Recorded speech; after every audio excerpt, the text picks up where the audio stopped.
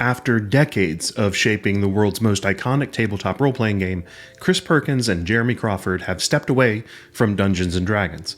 Now, if you're new to the hobby and you don't recognize those names, they were instrumental in the story and rules design teams that helped shape the 5th edition of D&D, the most popular version of the game since it started, the version of D&D that has brought millions of new players into the hobby. So many of us were sad to see him go and thought a well-deserved long rest was in their future, but it turns out they've unretired.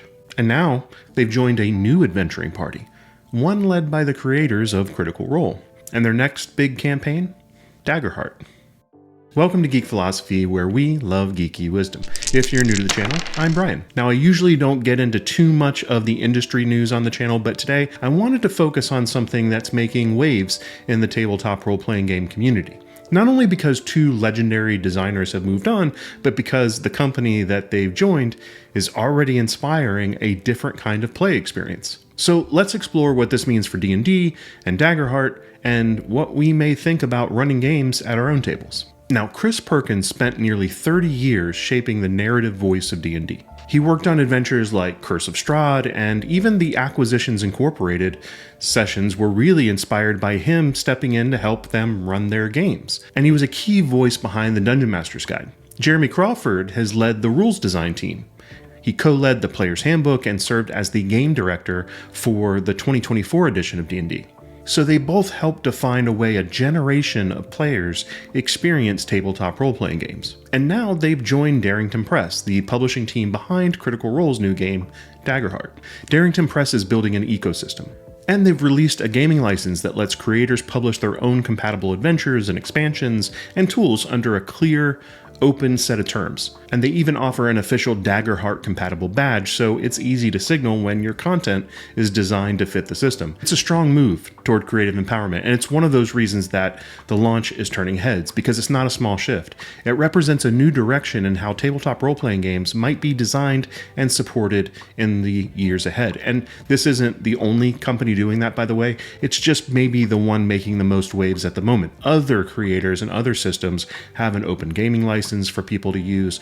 Other systems have rules and story-focused games similar to what's going on with Daggerheart. So it's not that they are breaking ground in a way that is, it's a brand new way of doing things. They say front and center at the beginning of the book that they were inspired by all of these other great independent games, and they've taken inspiration from them as they were creating their rules. I think that's a good thing. It shows the community involvement of all of the games, that there's no one way to do this. You can have all kinds of different approach to role-playing games. It's just that this is a narrative-forward approach, and it's a way that the minds behind Critical Role and Darrington Press want to tell their stories. I think a lot of other people can buy into that as well. And it may be a great fit for you and your table. And if you want to check all of this out, you can do it for free. You can go to their site and see the free SRD that's available there for a download. You can download the Session Zero guide that you might want to use. There are print and play cards and character sheets and all kinds of things that let you get started without having to invest anything financially at first. But if you do, the core rulebook is pretty great because it comes not only with the book that is useful for players and the game master. It's not 2 different things that you need to get. It's one book that has all of the information about playing and running the game, but it also comes with all of the different cards that will be used in the system, because they have an interesting mechanic where they have some things that are split out into cards, so it's easier for players to manage things as they're playing the game. I think it's a nice touch. I'm looking forward to checking it out in actual gameplay. And I would say that while there are a bunch of similarities between Daggerheart and D&D, there's a lot of differences as well. I think it's a more of a collaborative storytelling game. It uses a core mechanic of 2 d12s instead of a d20 based system for the players. So you roll 2 d12s. One is a hope die, one is a fear die, so that when you add them together, you get your result, but whichever one is higher lets you know if the result is with fear or with hope. Really interesting mechanic. It's inspired by other systems as well, but I think it's a really good way of driving the story forward. With D&D, on the other hand, you have, a d20, you roll, you meet a specific number number that you're supposed to target, and it's a little binary. You either make it or you don't. And then the explanation of all that is up to the dungeon master to kind of explain, or the table, depending on how you play the game. Daggerheart just seems to be more of a narrative currency type approach, right? If you generate rolls with hope, then you get to collect those hope points as a player and use those to make your things really extra cool and extra impactful as you go. And if you generate fear, the GM collects those. So the game master gets to spend those fear points as they make actions for all the other NPCs and the rest of the world. So it really drives the story forward. I think compared to D&D, Daggerheart plays faster and looser with the rules. It's really a rulings over rules approach. In D&D, combat is almost a mini game in and of itself. Also, so is spellcasting and inventory management and travel, depending on your DM style. And that's not necessarily a bad thing. It's just a different approach.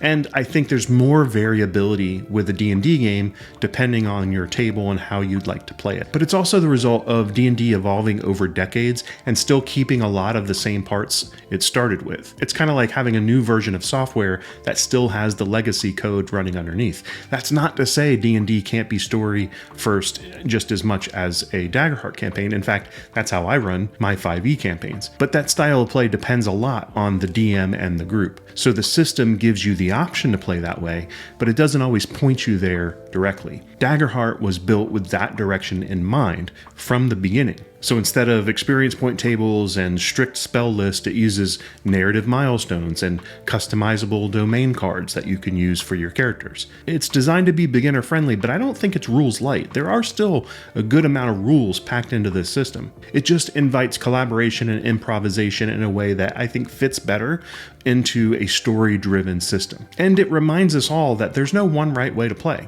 Adjust things that you need at your table just like you do for D&D. So again, not a better or worse comparison. So I don't think that this moment in time is about walking away from something.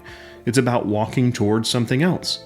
The tabletop space is opening up. There are more games besides just Daggerheart out there. There are tons of things that you could play depending on what you'd like to do and the flavor of role-playing that you are into. So if you really like rolling those d20s, you should continue to do that. But if you really like collecting those hope and fear tokens, then this system is a part of that story. By the way, it's important to say I haven't played this yet, but I've reviewed the playtest materials when Daggerheart was still in development, and I've also spent time with the system resource document and all of the digital tools that they released.